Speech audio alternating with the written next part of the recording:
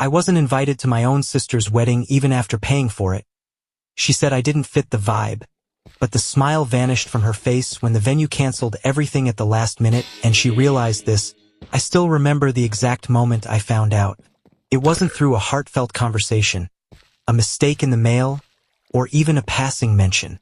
No, I discovered I wasn't invited to my own sister's wedding the way someone finds out about a party they were never meant to know about, through a social media post. Picture: a beautifully designed invitation card, embossed with gold lettering, delicately placed atop a white satin fabric. The caption read, "The countdown begins. Can't wait to celebrate with all my loved ones on the most special day of my life." All her loved ones, but not me. First, I thought it was a mistake. Maybe my invitation was still in the mail. Maybe she just hadn't gotten around to telling me in person. I had, after all, spent the last 6 months bending over backward to make sure she had the wedding of her dreams. I paid for the venue deposit when she and her fiancé were short on cash. I covered the catering advance when my parents hesitated. I even gave her money for a dress that, ironically, she hadn't even shown me yet. I scrolled through the comments under the post, my stomach twisting. Friends, relatives, colleagues. Everyone was gushing about how excited they were to be part of the big day. Someone even joked about how exclusive the guest list must be. Exclusive. That's when the sick feeling started to creep in.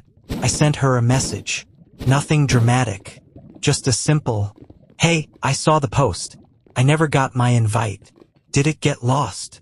I stared at my phone, waiting for the 3 little dots to appear. They didn't. An hour passed. Then 2. By the time the sun set, I had convinced myself I was overreacting. Maybe she was busy. Maybe she just forgot to reply. And then, at 10:34 p.m., my phone buzzed. "Sister, hey, I was going to talk to you about this. I hope you understand, but we had to make some tough choices with the guest list. It's a very curated event, you know? We had to keep it elegant. No offense, but you don't really fit the vibe. I know you'll be happy for me from afar though. Love you. Curated event. Don't fit the vibe. Happy from afar." I read the message 3 times before it really sank in. I wasn't just forgotten. I was intentionally left out. And I knew exactly why. I wasn't like my sister's friends, with their polished nails, expensive suits, and artificial laughs that filled high-end cocktail parties. I didn't work in an office with a shiny title or talk about investments over brunch. I owned an auto repair shop, a successful one, the kind that made very good money, especially since I specialized in luxury vehicles. But that didn't matter to my family. To them, I wasn't a businessman. I was just a grease-stained mechanic. A guy who always smelled like gasoline, whose hands were permanently rough from years of hard work. My sister had always looked down on me for that. She thought real success meant sitting in an air-conditioned office, wearing a suit, running a respectable business, not running a garage no matter how much money it made.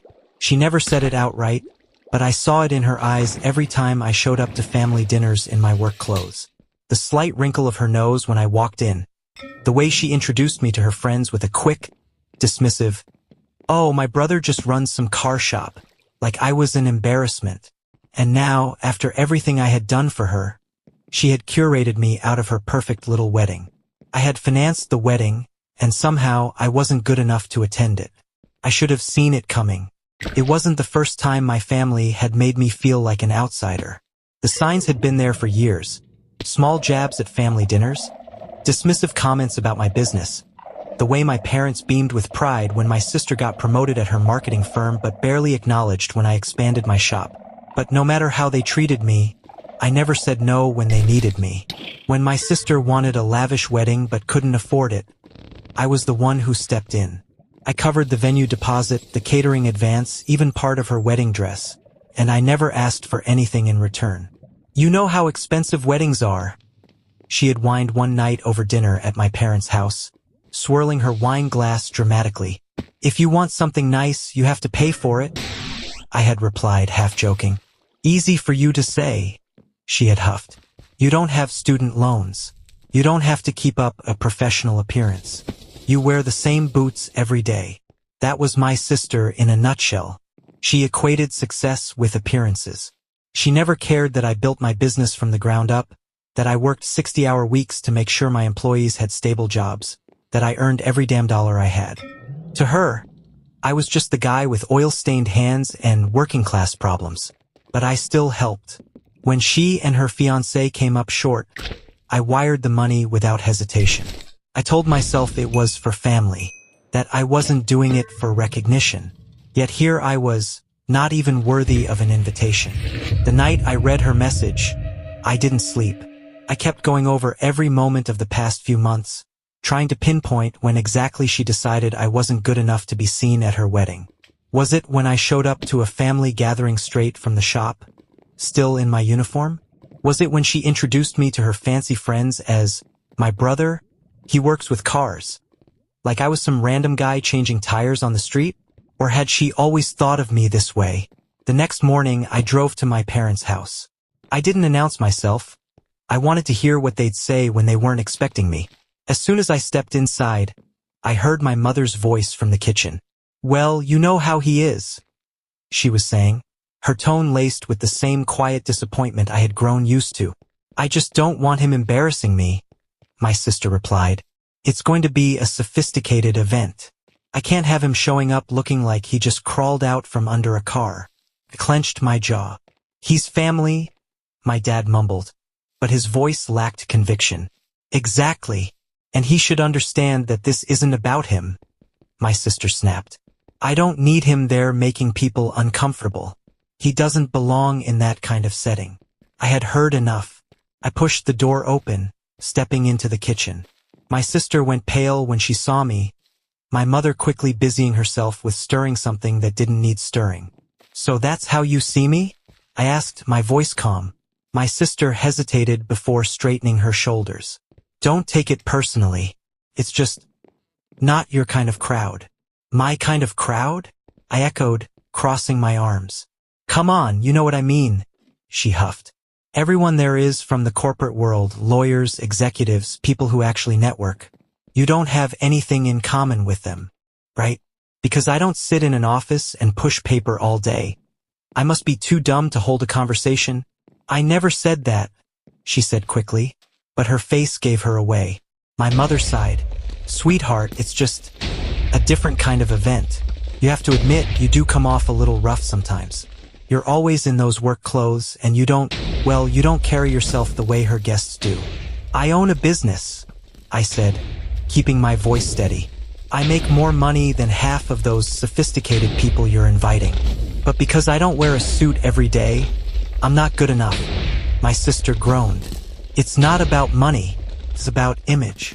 Look, you helped a lot with the wedding, and I appreciate it. But this is my day. I need everything to be perfect. I just don't think you'd fit in." There it was. The truth. It didn't matter that I had covered her bills, that I had bailed her out countless times when she overspent, that I had done more for this family than anyone else. To them, I would always be the dirty mechanic. I exhaled slowly, nodding. "Got it."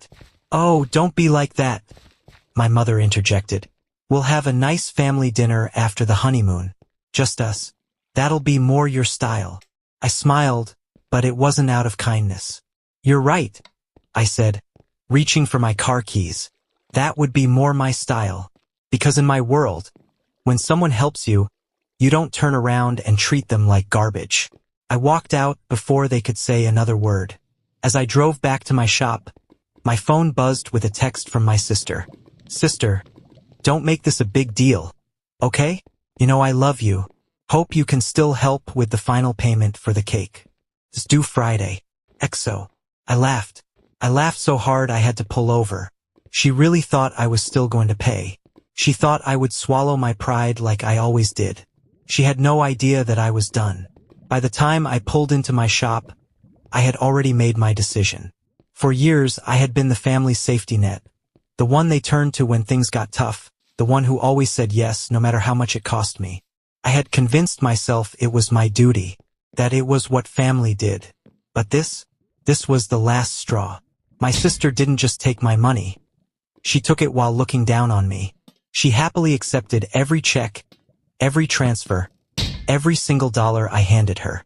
But when it came time to acknowledge me in front of her fancy friends, I suddenly wasn't good enough. And yet, she still had the audacity to text me about paying for her wedding cake like nothing had happened. I had been played for a fool. Not anymore. I texted her back. Sorry, I wouldn't want to embarrass you by being associated with your wedding. I'm sure you'll figure it out without me. Good luck. No emojis. No fake kindness. Just a clear message. Not even 5 minutes passed before she called. I let it go to voicemail. She called again. Then my mother. Then my father. By the time I closed up shop that night, I had 12 missed calls.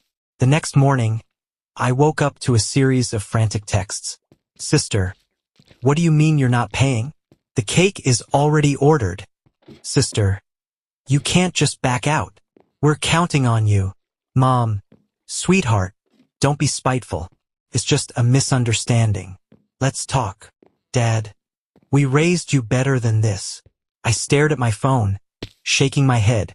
Not a single one of them apologized. Not one, I'm sorry we hurt you. Just expectations. Just the assumption that I would keep playing my role. I called my sister. She picked up on the first ring. Oh my God. Finally. Listen, I don't know what's gotten into you, but you're acting crazy. You already agreed to pay, so... I changed my mind. I cut in. Silence. What? I changed my mind? I repeated slowly, letting it sink in. I'm not paying another dime. You'll have to figure it out yourself. Are you serious right now? She screeched. You're really going to betray me like this? I laughed. Screw you over? You mean like how you conveniently forgot to invite me because I don't fit the vibe of your wedding? Or how you and Mom were talking about me like I was some embarrassment? That kind of screwing over? She huffed. Oh my God. It's not the same thing. That was about appearances. I didn't mean it in a bad way. But this is actual money, real responsibility, and it's not my problem, I said calmly. You didn't want me at your wedding? Fine. But you don't get to take my money while pretending I don't exist. You made it clear I don't belong, so I'm acting accordingly. Oh, don't be so dramatic, she snapped. You're just mad because you didn't get an invite. Grow up. I exhaled through my nose, keeping my temper in check. You know what's funny?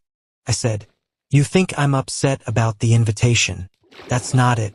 It's the fact that you used me, that you treated me like an ATM and still had the nerve to look down on me. That's what pisses me off. Oh, please, she scoffed. You have plenty of money. You wouldn't even miss it. And there it was. It wasn't gratitude. It wasn't even entitlement anymore. It was pure, blatant greed. You're right, I said, my voice colder now. I have plenty of money, and none of it is going to you ever again. Wait, she started, but I hung up. This time I was done. I didn't hear from her again for the rest of the week. But my parents, they wouldn't let it go. By Saturday, I was getting guilt-tripped from every angle. Your sister is under so much stress, my mom whined. Can't you just do this one thing? It's already planned, my dad added. What's a couple of thousand to you? Family helps family. My mother kept repeating, as if that was supposed to mean something, but I had heard enough. So I finally said it. Family helps family? Funny, I don't remember any of you helping me when I was starting my business, or when I was working 16-hour days to make sure I could afford everything on my own, or when I paid for half of her wedding and still got treated like dirt. Silence. You guys can figure this out, I finished. I'm out. I hung up and blocked their numbers. Let them squirm. I didn't expect silence. Not from my sister. Not from my parents. Not from anyone in my family who had spent years treating me like their personal ATM. I expected calls. Begging. Maybe even some thinly veiled threats disguised as, you'll regret this, or you're being selfish. But for 2 whole days, my phone stayed silent. And that's when I knew. They weren't ignoring me out of anger. They were scrambling, trying to figure out how to replace the money I had just ripped away from them, trying to undo the damage of assuming I would always be there, no matter how they treated me. And then, on the third day, my mother showed up at my shop. She didn't call first. She just walked in like she owned the place, her eyes darting around at the cars being worked on, at my employees moving efficiently from one task to the next. I wiped my hands on a rag and crossed my arms. "Something wrong.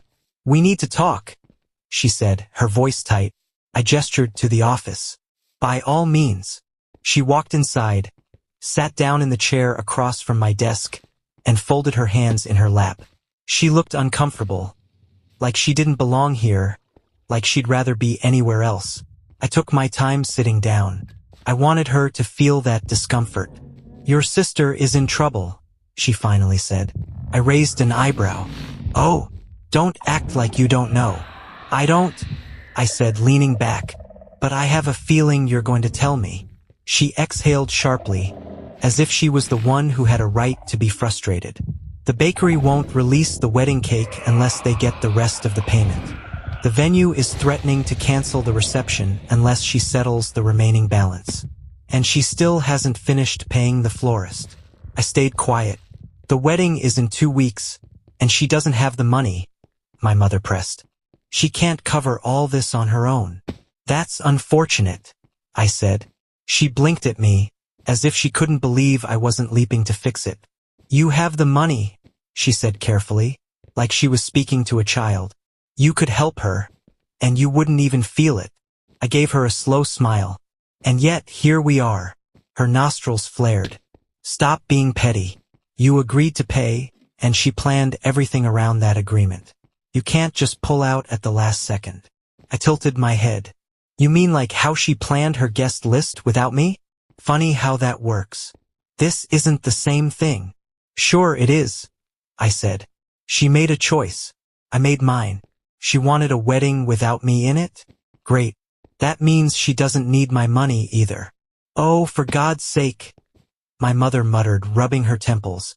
I waited for her to try something new, to guilt me, to remind me that family helps family, that I shouldn't hold grudges, that this isn't how I was raised. Instead, she let out a slow breath and sat up straighter. "If you don't help her, she's going to have to downgrade everything. She'll be humiliated. People will talk." I laughed. "Now we're getting to the real problem." Her face darkened. "It's not just about appearances," she said stiffly. "She deserves a beautiful wedding. She deserves exactly what she can afford," I corrected. "And clearly, that's not the wedding she planned." Her lips pressed into a thin line. "So that's it?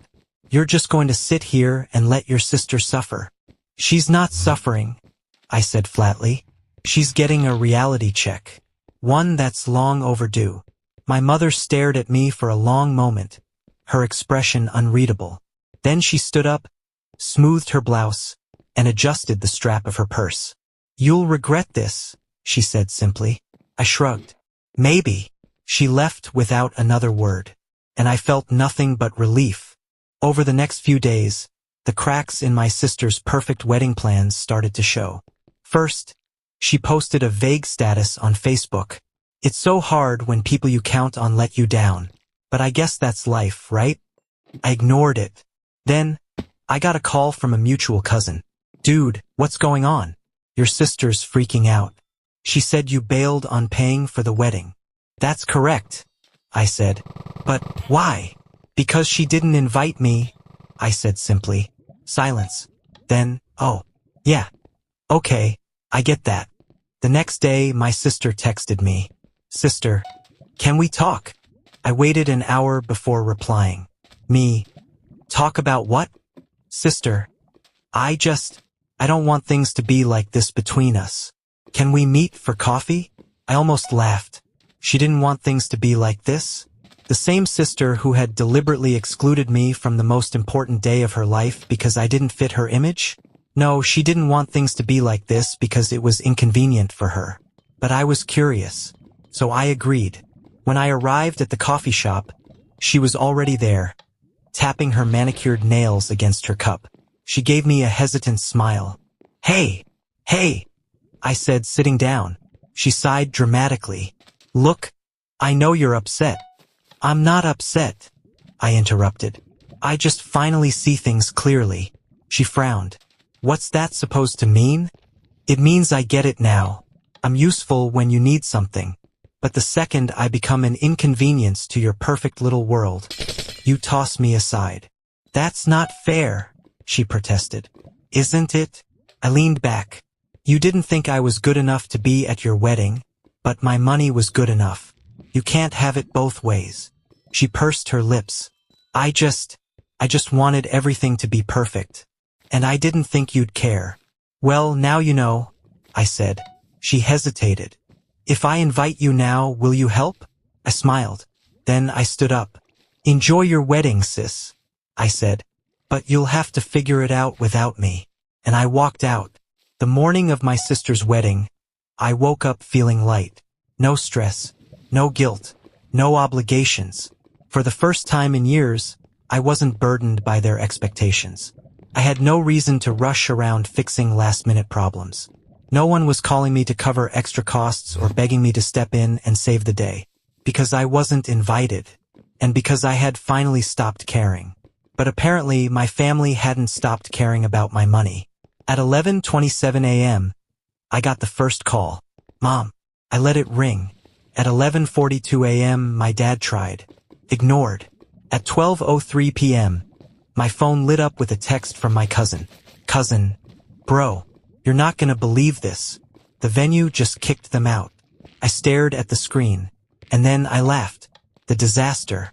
I had warned them. I had given them every chance to fix their mess.